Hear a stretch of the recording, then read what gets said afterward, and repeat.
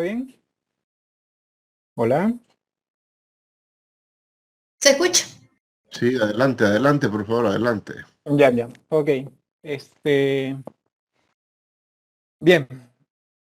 En el diccionario de la lengua española, de la RAE, se define la palabra sobrio como el adjetivo de algo simple y que carece de adornos superfluos. Me pareció interesante partir de esta definición porque a partir de su comprensión podemos imaginarnos hacia dónde apunta la lectura número 5, que está muy bien titulada con el nombre de El sobrio significado de la democracia. Un ensayo formulado y presentado por Samuel Huntington.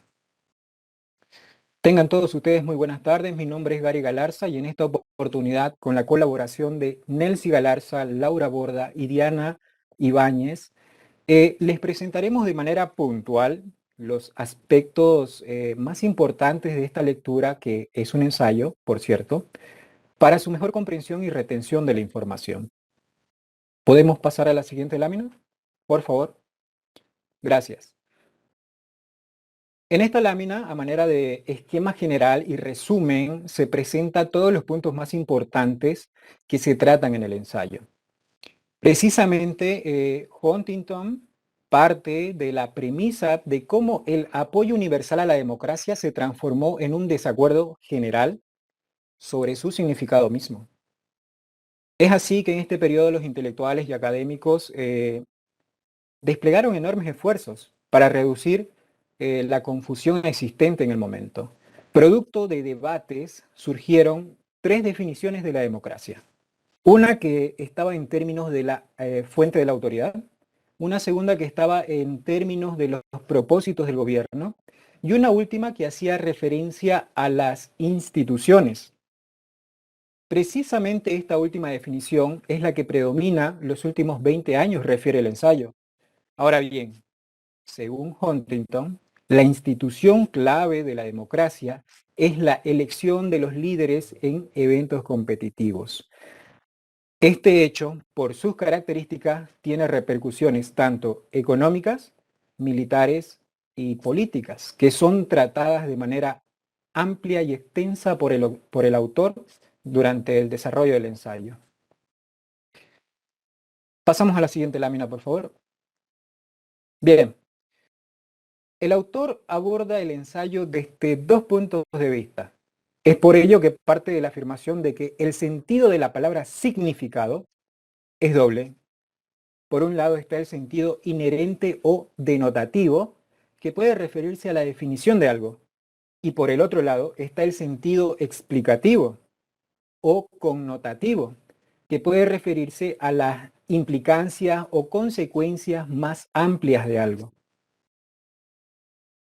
En el nivel denotativo, la democracia puede entenderse mejor como un tipo de organización institucional cuya finalidad es elegir a los gobernantes. En el nivel connotativo, las implicancias relevantes de la palabra democracia están limitadas a la esfera política, pero en ellas son de crucial importancia.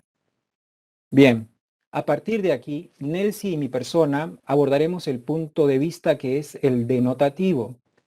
Posteriormente, con Laura y Diana, ustedes verán el punto de vista connotativo. Aclarando eso, pasamos a la siguiente diapositiva, por favor. Gracias. Bueno, ahora veremos brevemente, pongámonos un poco en contexto de cómo es que se llega a estas tres definiciones de democracia, las cuales ya vimos en la lámina número 3.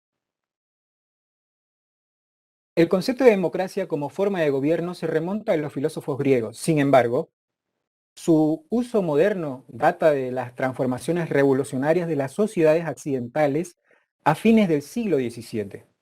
Durante buena parte del siglo XIX, la democracia se diferenció de la aristocracia. Posteriormente, el antagonismo que fue introducido por el pensamiento político de Tocqueville durante gran parte del periodo tuvo connotaciones muy desfavorables. De hecho, la palabra democracia o el término demócrata era utilizada con mucha frecuencia para referirse en forma de deshonra y vergüenza.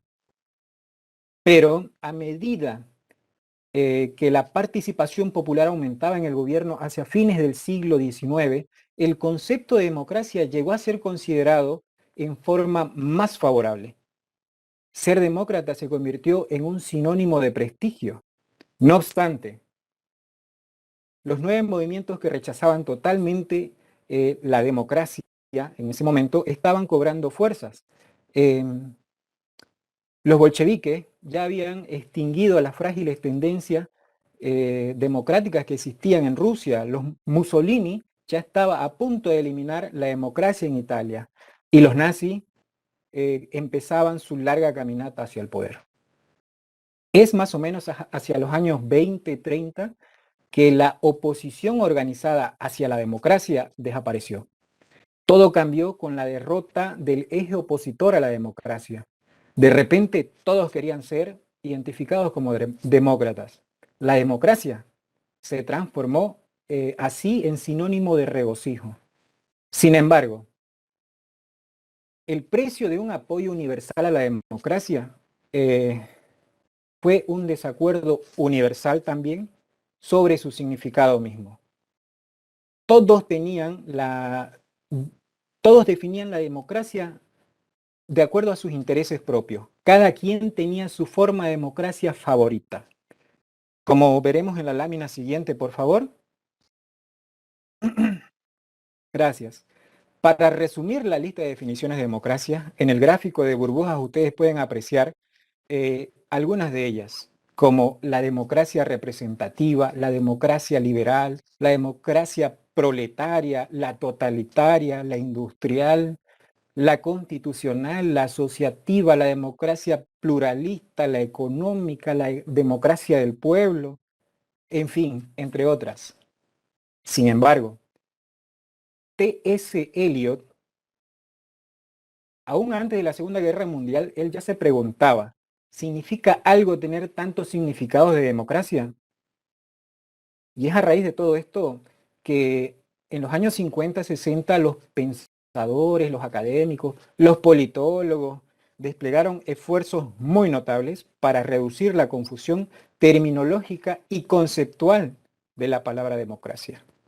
Producto de estos debates es que se obtienen los tres enfoques que ya habíamos mencionado anteriormente, una en términos de fuentes de la autoridad, dos, que estaba en términos de los propósitos del gobierno, y una tercera que hacía referencia a las instituciones.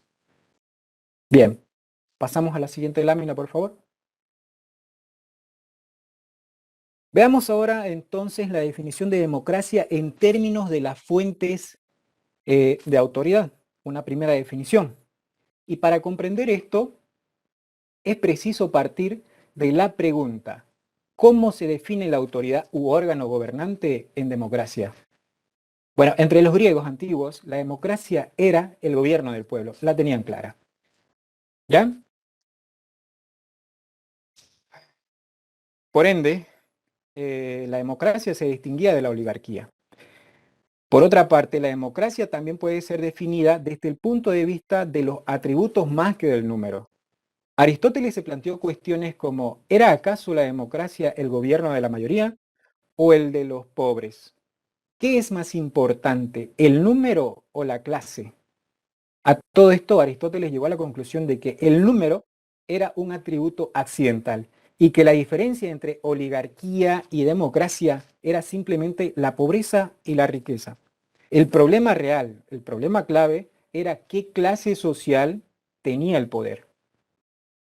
Una tercera definición inspirada también en Aristóteles, refiere el ensayo, es que del órgano gobernante, en una democracia se podía identificar la democracia no como una clase particular, sino como un número determinado. Bryce afirmaba que la democracia existe cuando el gobierno, perdón, Bryce afirmaba que la democracia existe cuando gobierna la voluntad de la mayoría de los ciudadanos, calificados. Sin embargo, pasemos a la siguiente diapositiva, por favor. Sin embargo, de este modo, el enfoque de democracia como órgano de gobierno se ve enfrentado a serios problemas. Primero, Efectivamente, el pueblo puede ser el órgano de gobierno, sí, pero de una comunidad muy pequeña, donde se puedan reunir de forma colectiva. ¿Y qué pasa con una comunidad más grande? Bueno, en ese caso se debía de recurrir a un proceso para elegir el órgano de gobierno. En esta instancia es que se da la figura de que los gobernantes tienden a afirmar muy a menudo que están actuando en favor del pueblo cuando toman decisiones, lo cual puede ser cierto, pero no resulta democrático, a menos que sea un referéndum, obviamente. Pero por último, quienes identifican la democracia con el gobierno de una determinada clase, ya sean estas que sean los pequeños agricultores, la clase media, los mineros, los proletarios, los blancos, los negros, protestantes, en fin, en definitiva lo que están haciendo es legitimando la división de la sociedad en dos entidades exclusivas, gobernantes y gobernados. Bien, hasta aquí mi participación. Le cedo la palabra a Nelsi, quien terminará de hablarles de este punto de vista denotativo con las últimas dos definiciones de democracia en términos de los propósitos del gobierno y de las instituciones. Gracias por su atención. Permiso, pasamos a la siguiente lámina, por favor. Bien, otra definición de democracia en cuanto a su forma de gobierno es los propósitos del gobierno, el cual un gobierno se considera democrático en la medida que esté comprometido públicamente con y que persiga sus objetivos democráticos. Y estos objetivos pueden ser definidos por las autoridades del gobierno o por alguna fuente externa. Según algunos teóricos, los gobiernos democráticos promueven lo que es el bienestar humano, la igualdad, los derechos de la persona, la justicia, la dignidad humana, la eliminación del hambre, entre otros. Pero también existen problemas con la definición de democracia en términos de fines. Tenemos en primer lugar que el debate acerca del significado de la democracia se transforma en un debate más amplio, o sea, sobre cuáles serían sus objetivos. En segundo lugar, tenemos que los objetivos suelen ser en general, o sea, amplios y vagos. Y en tercer lugar, si se acepta la autodefinición de los objetivos que son propuestos por líderes, entonces los estados serían democráticos. El siguiente, por favor. Ya. Otra definición de democracia es las instituciones, donde una institución clave, donde la institución clave de una democracia es la elección de líderes por medio de elecciones competitivas. Y bueno, este concepto lo dio Joseph Schumpeter, el cual él descubrió las deficiencias de la teoría clásica de la democracia, donde definían a la democracia como la voluntad del pueblo, esto en términos de fuente, y el bien común en términos de fines o propósitos.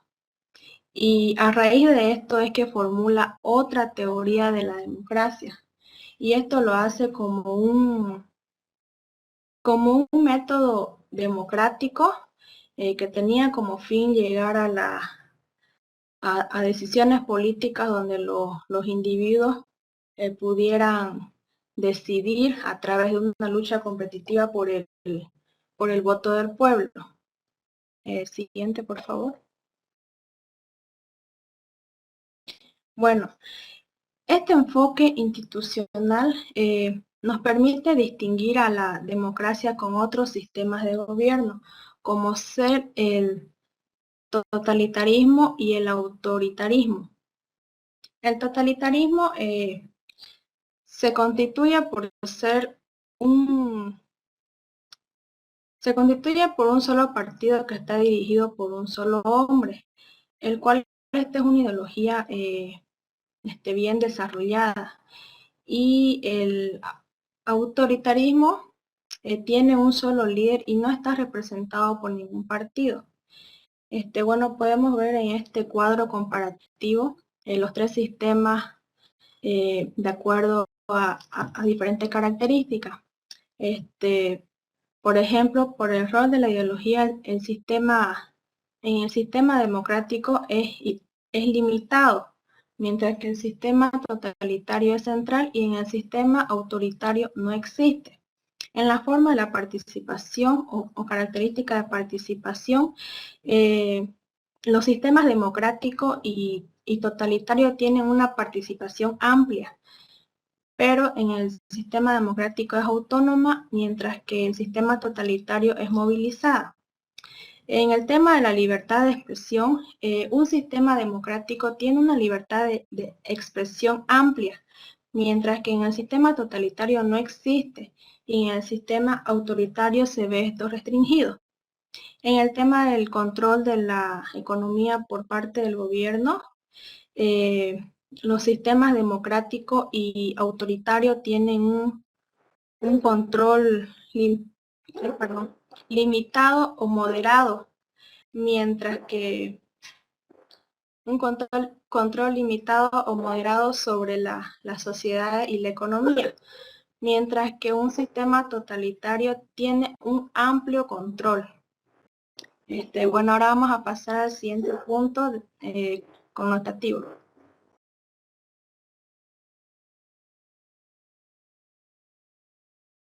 Bueno, en este punto vamos a ver las connotaciones, las consecuencias de la democracia, que son las consecuencias económicas, las militares y las políticas.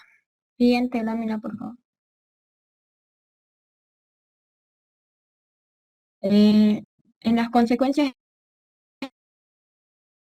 económicas, el hecho de que los gobernantes abandonen el poder al perder las elecciones significa que deben existir límites a lo que se encuentra en juego al controlar un gobierno. Bueno, si ganar o perder fuera un juego de todo o nada, los gobernantes tendrían poderosos incentivos para poder eliminar a la oposición y manipular a las elecciones con el fin de mantenerse en el poder. Y es por eso que también el gobierno no puede ser la única ni la principal fuente de categoría, prestigio, riqueza y poder. Es evidente que en este caso la dimensión alternativa más importante es la del poder económico. Y la democracia es imposible si el gobierno ejerce el poder absoluto sobre la economía.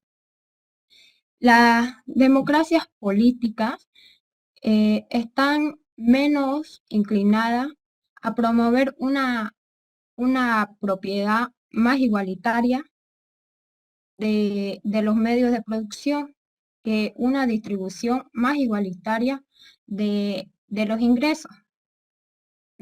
Siguiente lámina, por favor. Aquí vamos a ver en este gráfico la participación porcentual del ingreso nacional de los países que integran el 40% inferior en el año 1975. Los países con sistema democrático del año 1960 hasta 1975 aparecen con las letras mayúsculas, como ser Turquía, Colombia, Venezuela, Malasia, Filipinas, Chile, India y Sri Lanka. 6 de estos 8 países registraron las tasas anuales de crecimiento económico, ubicado en la zona media, que es del 4 al 7%, y mientras que Chile e India registraron la cifra más baja. En el caso de India y Sri Lanka, tuvieron distribuciones de ingresos más equitativos que el 40% de la población más pobre obtiene el 16% a más de ingresos nacionales. Y en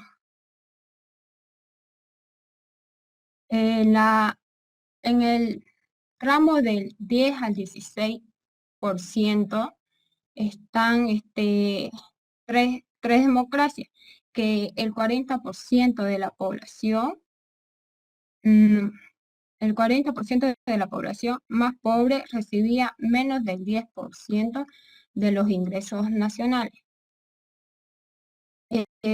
Esto no quiere decir que las democracias eran mejores ni las peores, y que los gobiernos democráticos no provenían una salida al trueque de crecimiento e igualdad. Es por eso que Corea y Taiwán lograron escapar. Las siguientes dos consecuencias lo explicará mi compañera Diana. Gracias. Siguiente diapositiva, por favor, Lice. Bueno, yo les voy a hablar sobre las consecuencias militares, que el significado de la democracia política es más clara en la esfera militar que en la esfera económica. Bueno, yo les voy a mostrar sobre los problemas esenciales que existen entre los países en la magnitud relativa de su actividad militar y en su inclinación a la guerra. Es probable que países que se sienten amenazados por problemas graves de seguridad, uno son, por ejemplo, le voy a dar el ejemplo de Israel o las dos Coreas, que poseen grandes fuerzas militares y sean más proclives a la guerra. También se encuentra el Medio Oriente, donde las tensiones internacionales son extremadamente más intensas. En el nivel de la actividad militar o de la militarización de una sociedad puede medirse por la relación entre el gasto gubernamental con fines militares y Producto Nacional Bruto y la razón de efectivos militares y de población. En los regímenes autoritarios, las razones de efectivos militares de la población duplican la de los regímenes democráticos. En los regímenes maximistas, leninistas, a la vez son que duplican las dos regiones autoritarias. Siguiente, por favor. Siguiente lámina. Bueno, los países que se encuentran en la misma región o que se encuentran amenazadas semejantes, pero que se ostentan a los sistemas políticos diferentes, suelen destinar proporciones distintas a sus recursos de gastos militares. Las razones de los efectivos militares a la población en la democracia europea occidental de la OTAN variaban de un 0,0 para Irlanda a 9,2 en Francia, que la de los miembros del Pacto de Varsovia, que fluctuaban entre 9,2 en Rumania y 18,2 en Bulgaria. Otra de las razones es que ajustaba de efectivos militares que en 1980 en Alemania Occidental era de 0,5 y en Alemania Oriental el marxista-leninista alcanzaba 6,9, pero en el año 1983 los gastos militares en Alemania Occidental llegaban a un 3,4 del Producto Interno Bruto y en Alemania Oriental a un 6,4%. En los mismos años, la proporción ajustada de efectivos militares en el régimen autoritario de Corea del Sur alcanzaba a 11,3, el porcentaje del PNB destinado a los gastos militares era de 5,8, las cifras comparativas en el régimen marxista-leninista de Corea del Norte eran de 33,2 y 6,7 respectivamente. Eran más aproximadamente 3 veces más altas. Siguiente, por favor. Mediante un recuento aproximado de 27 guerras entre los estados, Desde la Segunda Guerra Mundial se puede deducir que 7 de ellas fueron iniciadas por regímenes democráticos, 8 por regímenes marxistas-leninistas y 12 por regímenes autoritarios no marxistas-leninistas. Esta distribución de inicio de guerra no difiere mayormente a la distribución general de los tipos de régimen.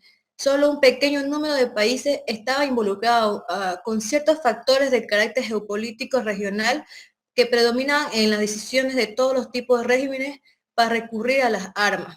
Entre las democracias parece existir una zona de paz y se presume con mucha seguridad que las diferencias que pudiera originar un conflicto serán resueltas en forma pacífica. Y los regímenes marxistas-leninistas han participado en 9 guerras, de las cuales 8 fueron iniciadas por regímenes marxistas-leninistas y la 9 fue por una invasión norteamericana a Grenada.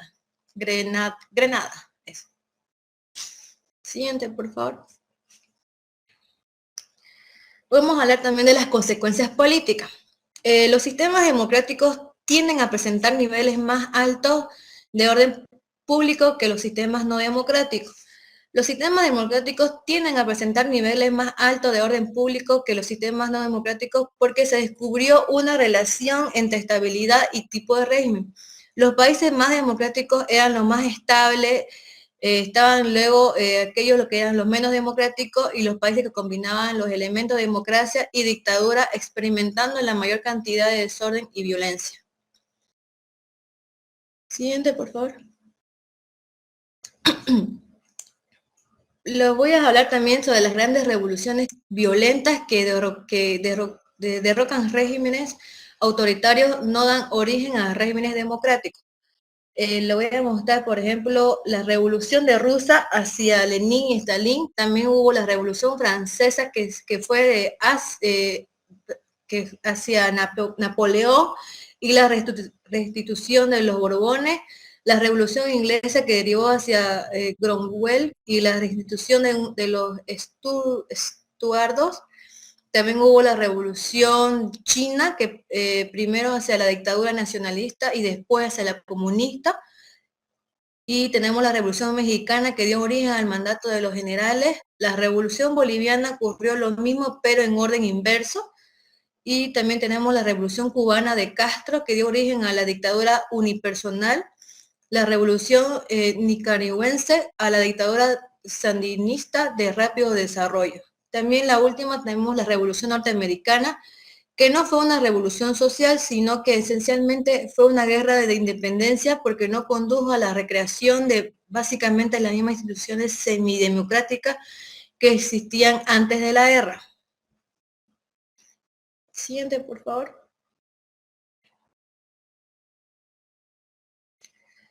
Ya, también les voy a hablar cuáles son las principales dificultades que enmarcan los gobiernos y que primeramente primero se debe permitir que el gobierno controle a los gobernados y luego se le debe obligar a controlarse a sí mismo. La coerción extrema de que son capaces, los gobiernos no democráticos suelen permitir controlar a sus gobernados en forma eficaz e imponer estabilidad y orden. Las democracias, en cambio, pueden alcanzar incluso grados más altos de orden sin recurrir a una coerción similar. Suministran los mecanismos para alcanzar el segundo objetivo de Madison, consistente en forzar al gobierno a controlarse a sí mismo. La esencia de la democracia radica en la posibilidad de que los gobernantes en ejercicio pueden ser desplazados del poder en las elecciones siguientes. Las competencias electorales proporcionan también los incentivos y los mecanismos para poner al descubierto a las violencias de la libertad y asegurar su vivienda. Winston Churchill dijo que una frase que cita muy a menudo, que la democracia es la peor forma de gobierno, excepción de todas las demás. Lo más característico y también importante radica en que los regímenes políticos son las democracias que poseen los mecanismos institucionales para garantizar las libertades y derechos básicos de sus ciudadanos. El significado de la democracia es sobrio políticamente, su significado para la libertad es trascendental. Siguiente, por favor. Y terminamos.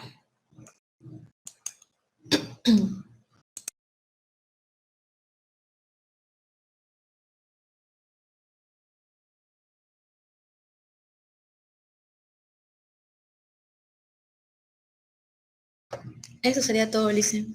Bien, muchas gracias, compañeros. Ahora pasamos a la segunda parte, tal como lo hemos estado haciendo en las anteriores presentaciones. Y fíjense ustedes ahora cuando ya empezamos a abordar la segunda parte en estas lecturas complementarias. En esta segunda parte comenzamos con la ciencia política básica y la ciencia política aplicada.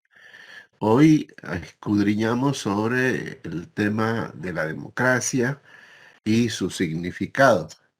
Entonces, en ese sentido hemos hablado desde la perspectiva denotativa y de la perspectiva connotativa de lo que es la democracia.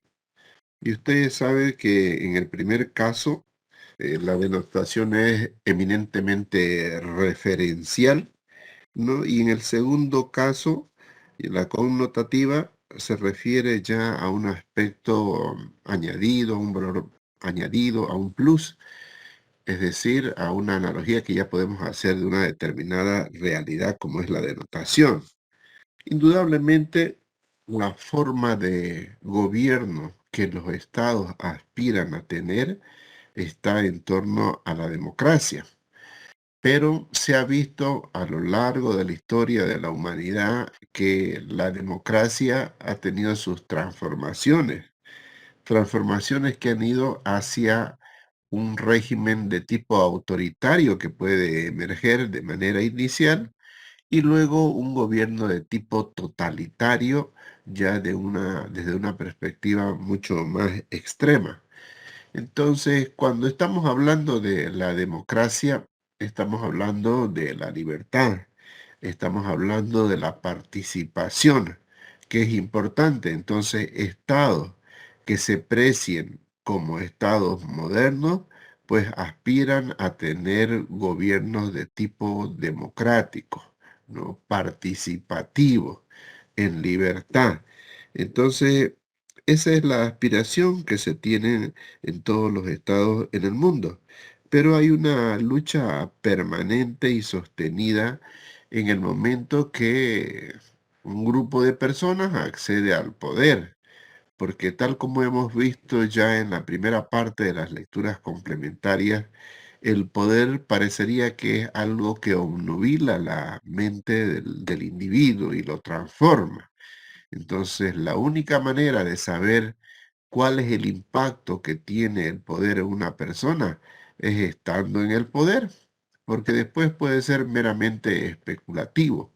Si una persona estando en el poder puede pasar la prueba de tener el poder y no realizar esa transformación que a veces lo puede convertir en una persona autoritaria o puede convertirlo en una persona que está pensando en términos totalitarios de mantenerse y perpetuarse en el poder, ya eso es lo que hay que evaluar siempre. Entonces, a veces decimos, por ejemplo, la frase de, bueno, se le subieron los humos a la cabeza, ¿no? Entonces, eso ocurre normalmente cuando la persona hace un ejercicio del poder. Entonces, el no dejarse subyugar por el poder es otro de los retos que tiene el ser humano en el ejercicio del mismo. Y esos han sido siempre los grandes problemas a los cuales se ha enfrentado la humanidad, ¿no? Desde sus inicios. El problema del poder es un gran problema todavía irresuelto, ¿no? En los estados, es irresuelto.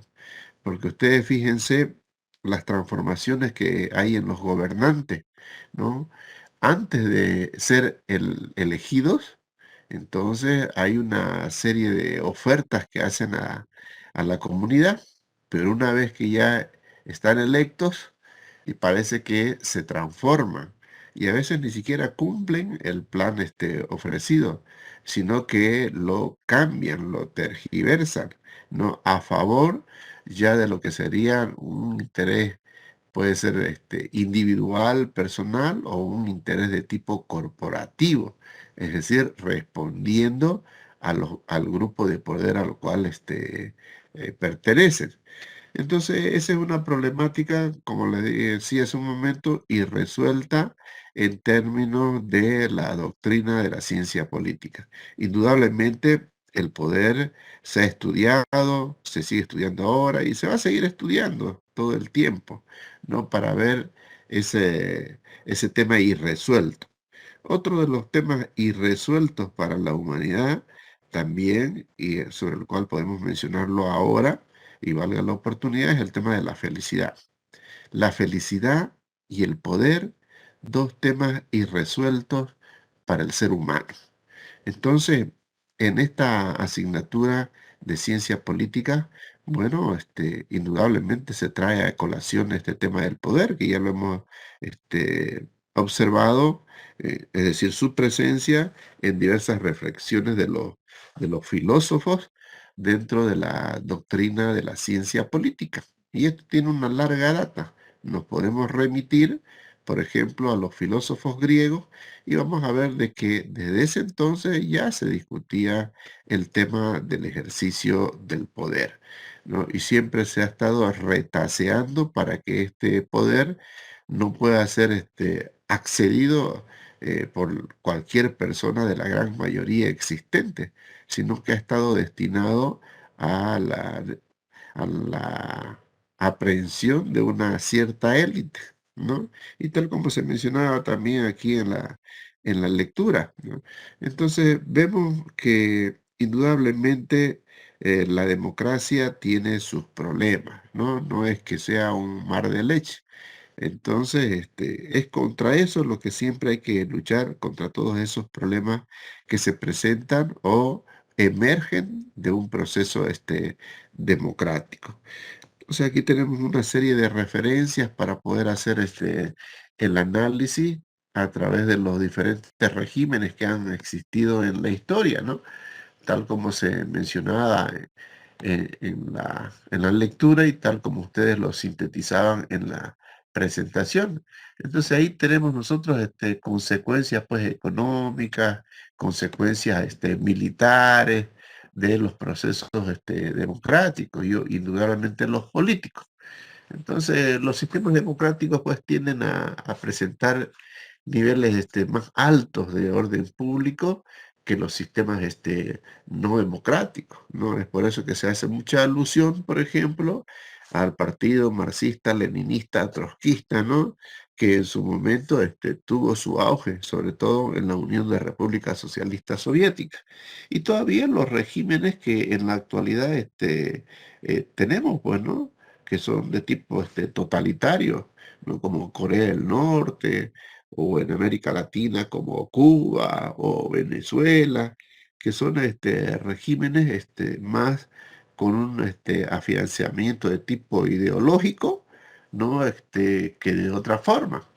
Entonces la ideología también pues le ha hecho un flaco favor al desarrollo de los estados, sobre todo a la consolidación de las democracias.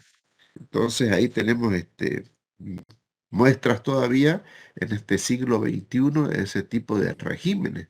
Y entiéndase que el autoritarismo, que el totalitarismo son deformaciones de la democracia, ¿no? Entonces una vez se accede a la democracia, luego vienen las deformaciones, ¿no? Y puede degenerar inicialmente en gobiernos de tipo populista, después gobiernos autoritarios y después gobiernos totalitarios.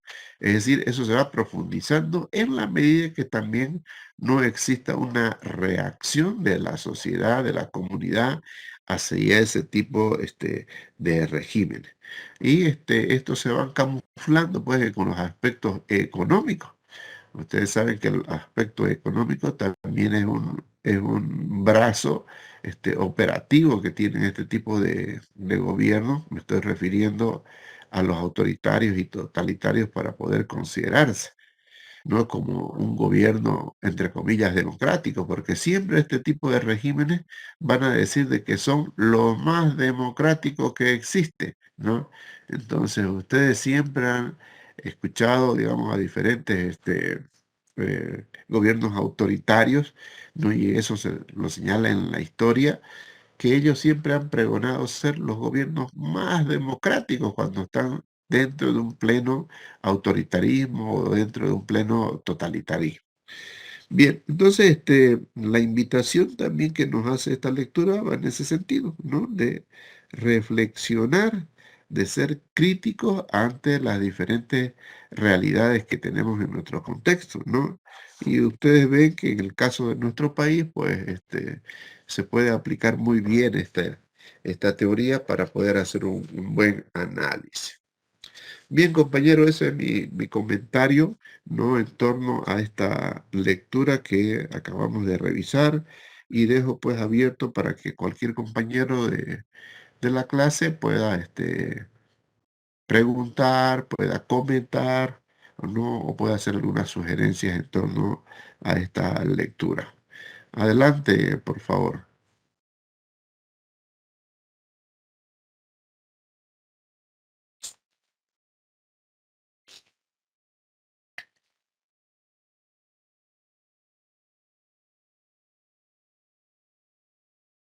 Bien, entonces, como siempre me están dejando la tarea para mí, pues ya voy a tener motivo para explayarme ya en el próximo control de lectura con una apreciable cantidad, ¿no? Entonces hicimos un ejercicio en este control pasado, pues seguiremos con ese ejercicio, ¿no? Y así yo voy a despejar también mis dudas en torno al nivel de aprehensión que ustedes están teniendo sobre estos materiales que estamos revisando. Bien, compañero, como siempre también, después de una sesión de este tipo, necesitamos definir para la próxima lectura, haciendo una revisión de la base de datos y sobre todo de los inscritos en esta materia. Tenemos un compañero pendiente todavía ahí, ¿no? Que no ha participado en ningún grupo. En todo caso, yo voy a programar la lectura complementaria número 6 y si aparece el compañero, entonces él va a tener que hacerse cargo de esta lectura número 6, ¿no? El compañero es, a ver si alguien lo conoce, que dentro de la lista, Juan Jesús Velázquez. Por el registro que tengo también en la plataforma, él no ha accedido. No sé si en algún momento ha participado, no he revisado a detalle las asistencias a las sesiones, que las tengo registradas, pero sería una persona la que queda, ¿no? De todas maneras, todos debemos continuar con nuestra tarea de elaboración del mapa conceptual, porque recuerden ustedes que el segundo control de las lecturas complementarias justamente va a ser de la 4, la 5 y la 6. Bien, eso entonces ya lo programaré después de que demos también la primera evaluación parcial y después de que entremos también en otras sesiones de video y en el avance que tenemos que realizar. Entonces vamos a continuar luego con nuestro avance en la siguiente clase hasta que, bueno, demos el parcial y continuamos con las otras actividades para luego recién definir lo que va a ser la lectura complementaria número 6 de esta segunda parte. ¿Está bien? No sé si tienen alguna pregunta, algún comentario, alguna duda antes de poder culminar nuestra sesión de hoy, compañeros.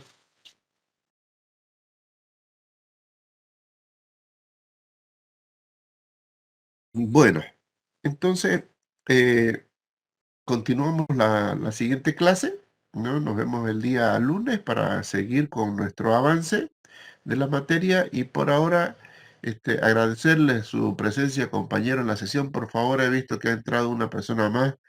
Activen sus cámaras un momentito, por favor, para realizar el último registro antes que podamos cerrar esta sesión, ¿ya?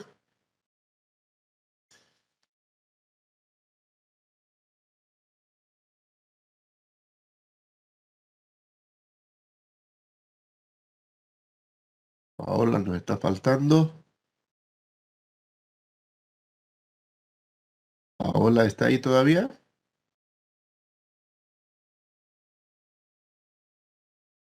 Nada. Muy bien.